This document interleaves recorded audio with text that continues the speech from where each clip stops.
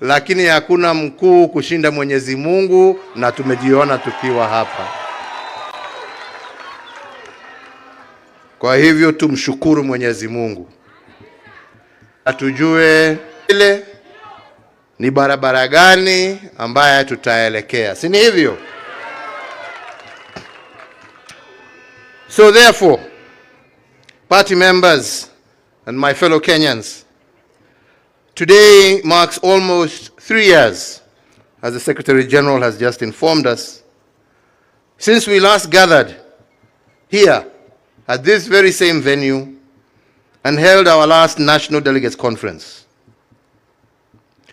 This is through no fault of my own, but as a direct result of devious machinations by those who wanted to falsely and forcefully take over this party. Early opportunity to thank all those loyal party members, the many lawyers and Kenyans of goodwill who have ensured that once again we are able to meet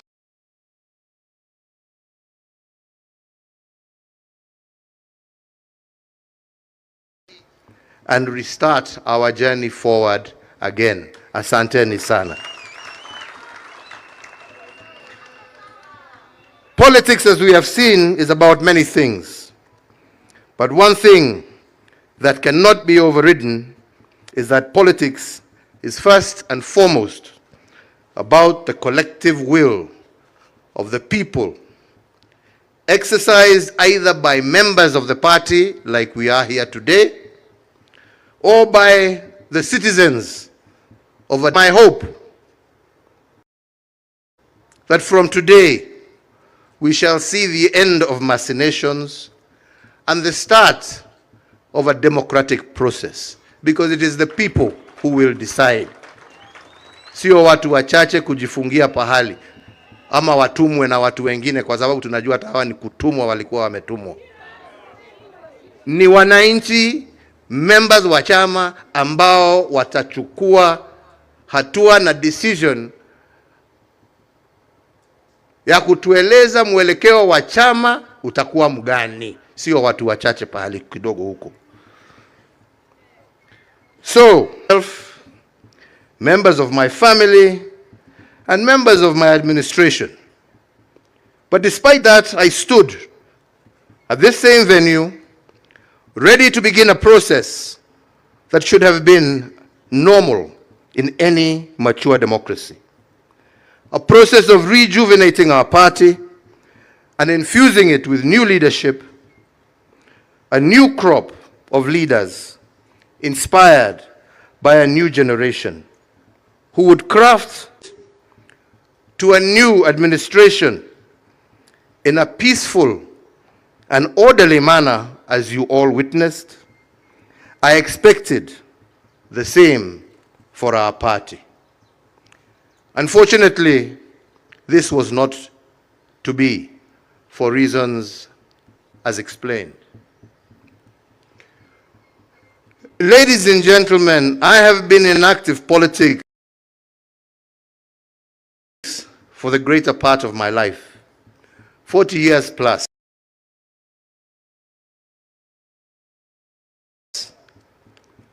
I have seen it's good, I have seen it's bad, and even it's ugly. But at every juncture, I have always tried to do my best in the spirit of service to my party, but most importantly, service to this country that I love. I have both lost elections and won elections, taking each in my stride, learning that in politics, you can never be led by bitterness, anger, or hate. That only deviates you from your mission and vision. Wale wanataka kuendelea na matusi, hiyo ni shauri yao.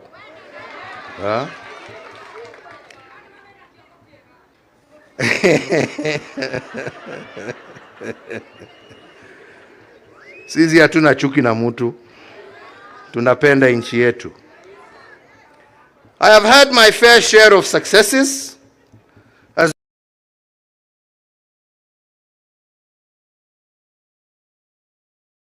well as challenges. But the truth of the matter is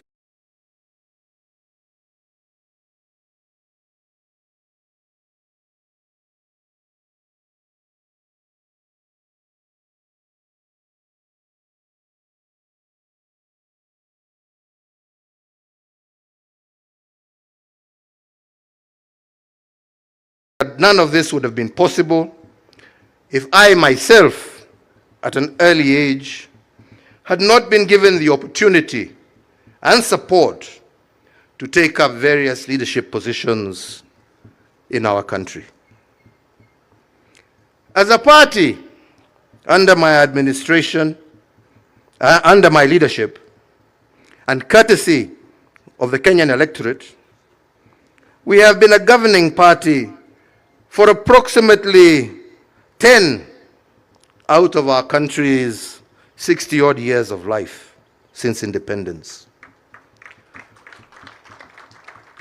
Saw the implementation of a new constitutional order, and we did so within the stipulated timelines.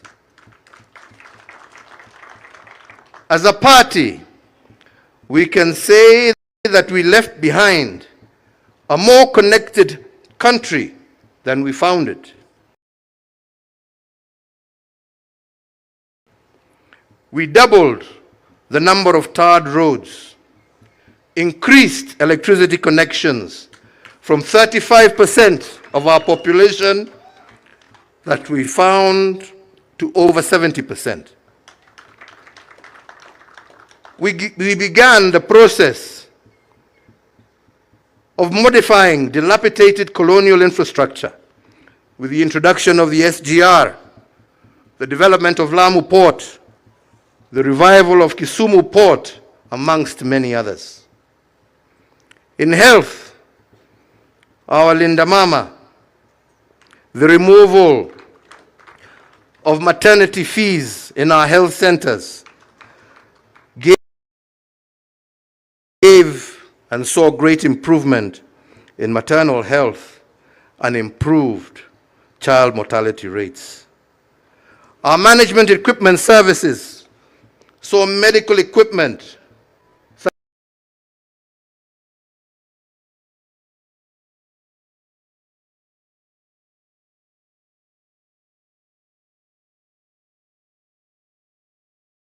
as dialysis machines, scanning machines,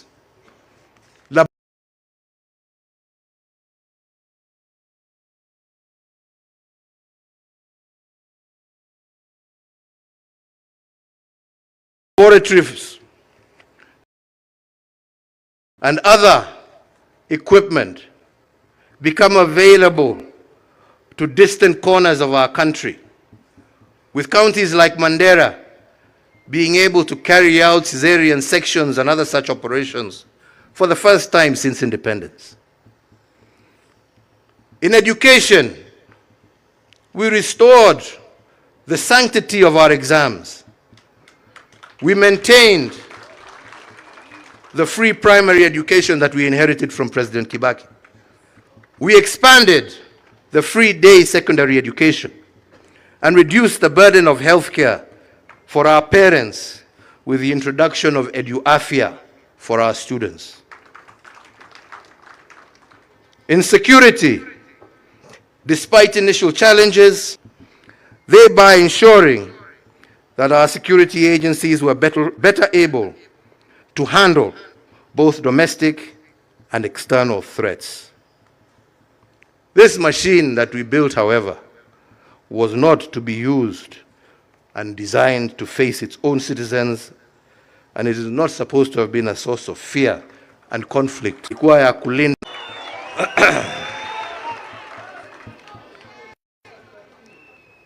We worked as a party to bring greater cohesion in our social construct, to reduce ethnic tensions and address both social and regional inequalities. This noble effort, unfortunately, it being called an attempt to erode democracy. I wonder what they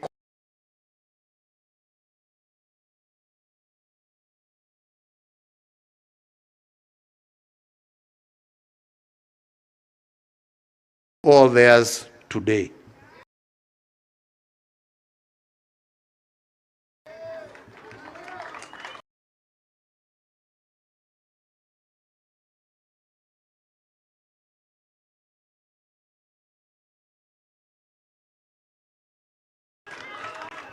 I can go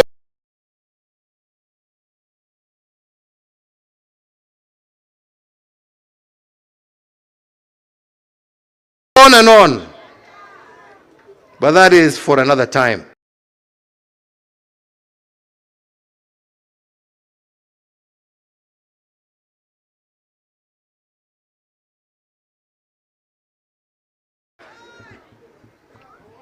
Equally, my friends, it is true to say that we also face challenges, key among them being our war against corruption in government that was less than successful. Our intergovernmental relations also left much to be desired, a case in point being the uneasy relationship with the judiciary over the appointment of judges. To my mind, the framers of our Constitution intended that the different arms of government will be simultaneously independent, but always interdependent. We want to go. Ladies and gentlemen, over the years as a leader, some things have become apparent and clear to me.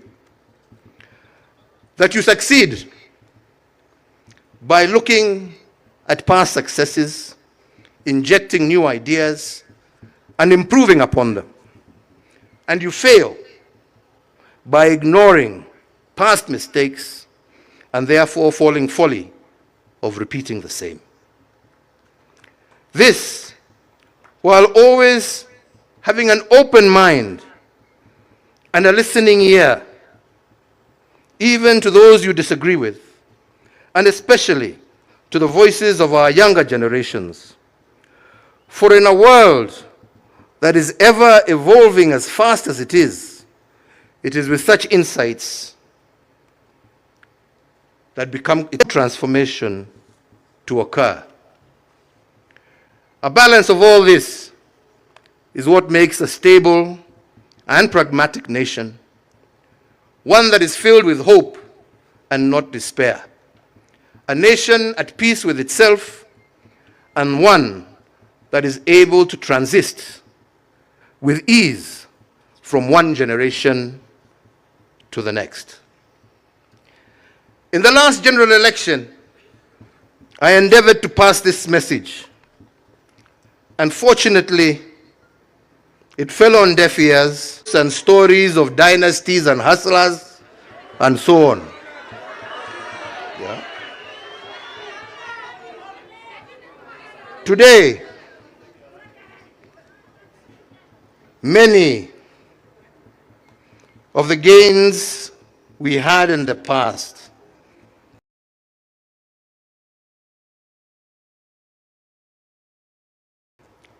have been eroded.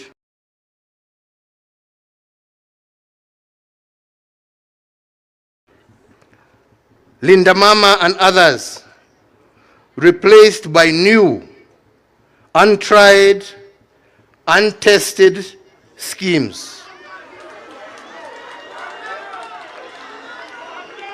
And while we wait for these experiments to work, Kenyans suffer and our progress is retarded. As we continue to dwell in rhetoric rather than in progress, we repeat. So again, why are we here today? Ladies and gentlemen, the past can inform us, but the present can shape the future. So the first thing, as our Secretary General has told us, our first mission today was to pass amendments to our party's constitution. Amendments to ensure that the machinations of the past shall never be used again. Rejuvenate our party and set in motion a process of injecting new blood into our party structures and hierarchy.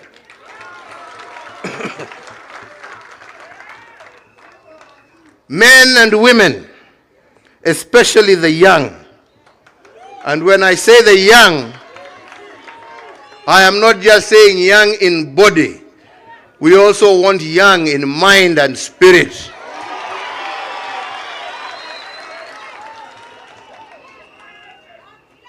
Men and women of integrity who can be trusted with our future. Men and women who have the courage to fight for what is right and just. Men and women with the patience to listen to those whom they wish to lead. Men and women with compassion for their fellow citizens. Men and women of wisdom, not pride. Men and women who know as human beings they can make mistakes, but stand ready to correct them.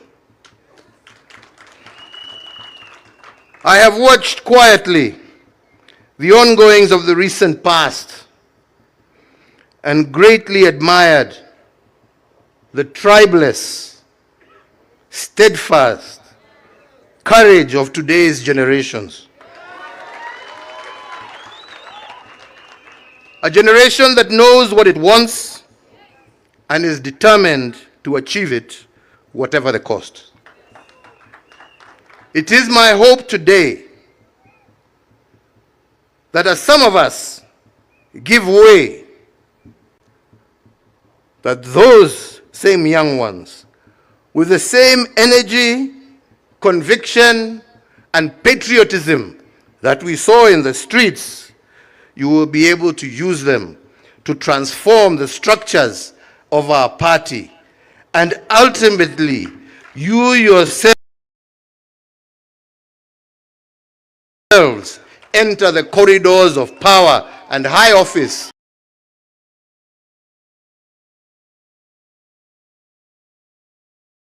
and take charge of your own destiny.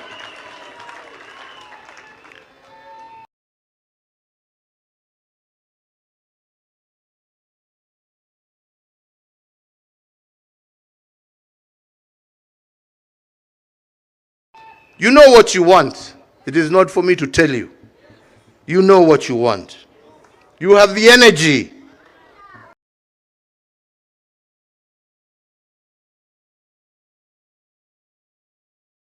To get it.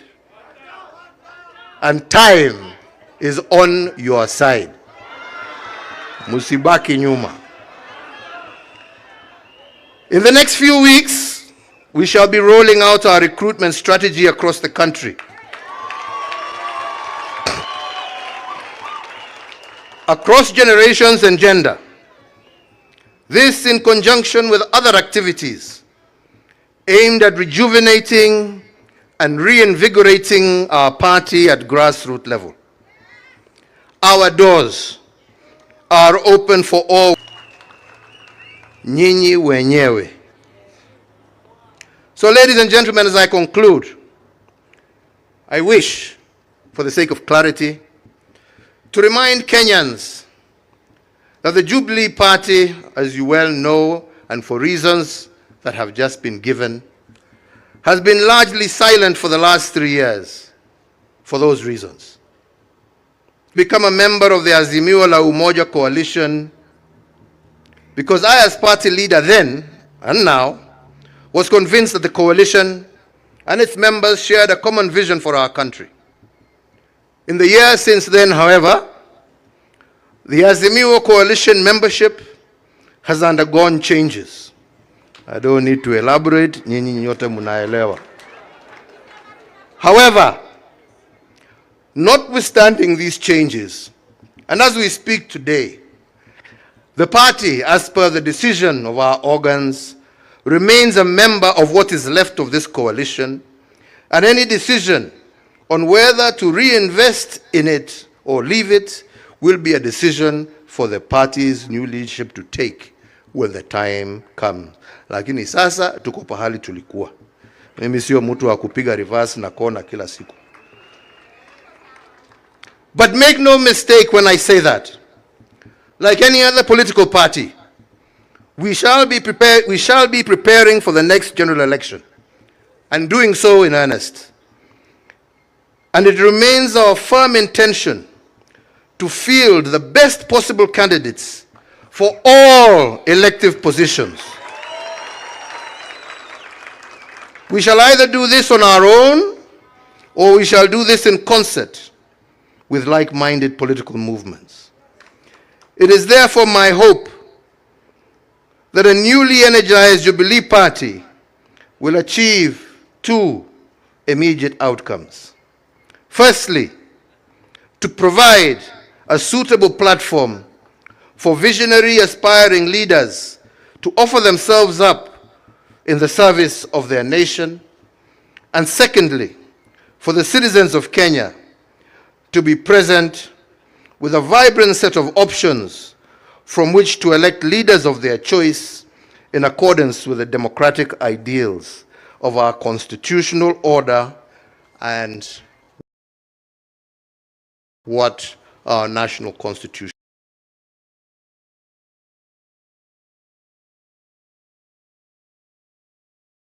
states. Kwa hivyo wenzangu, niliwaambia mimi siku hizi siongeangi mengi, na najaribu saa kukaa on point, sio hapana. Unajua sasa wataenda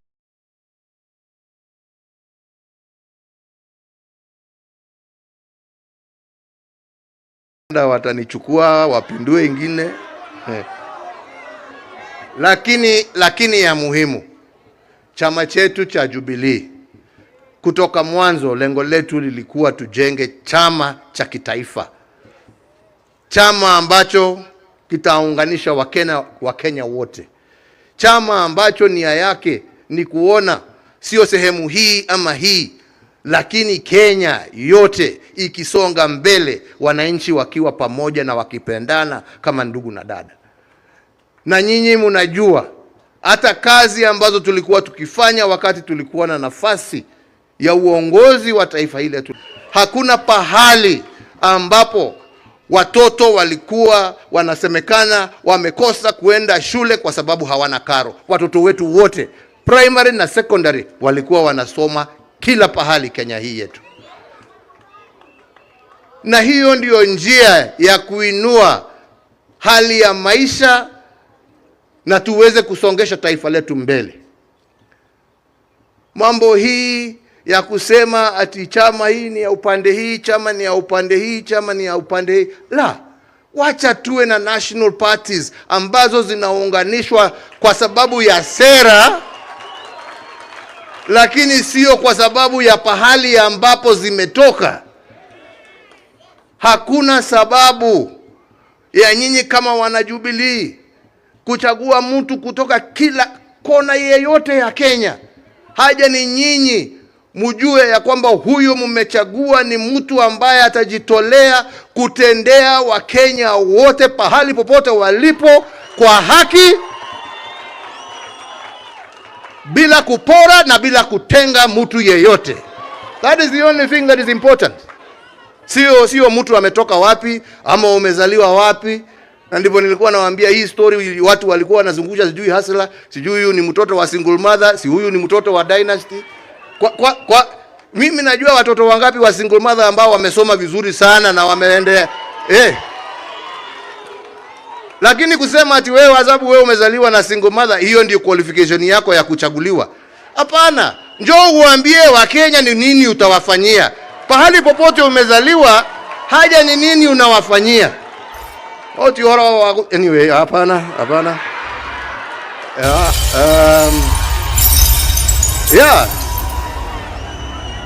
Kila mtoto, uwe umezaliwa kwa nyumba ya matope, uwe umezaliwa kwa nyumba ya dhahabu, kila mtu ako na nafasi ya kuongoza taifa hili letu la Kenya. Haja ni apatiwe nafasi.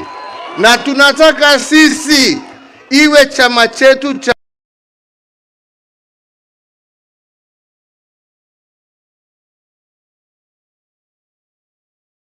Jubilee ndicho chitapatia Wakenya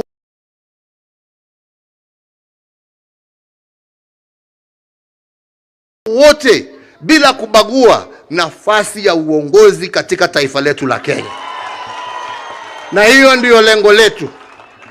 Na hiyo ndiyo nimesema, na nitahakikisha mimi nimesimamia hiyo process mpaka mwisho. Na ndiyo zile shida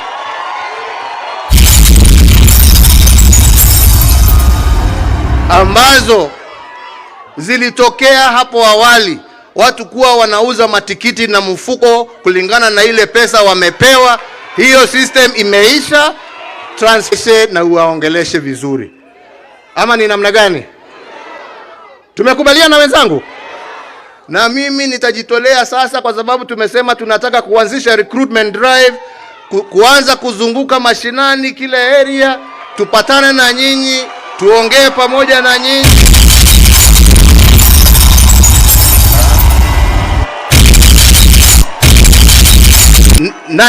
Na ndio pamoja tujue mwelekeo wa kesho.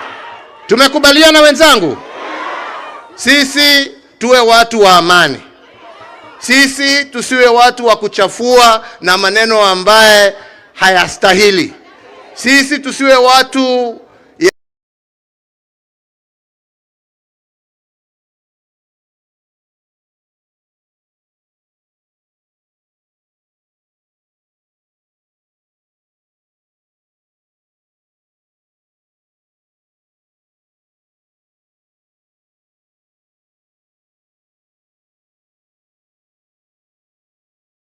matusi. Sisi tuwe watu wa kueneza upendo, amani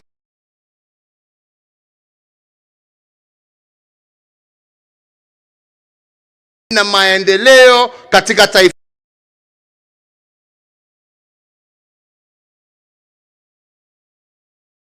letu la Kenya.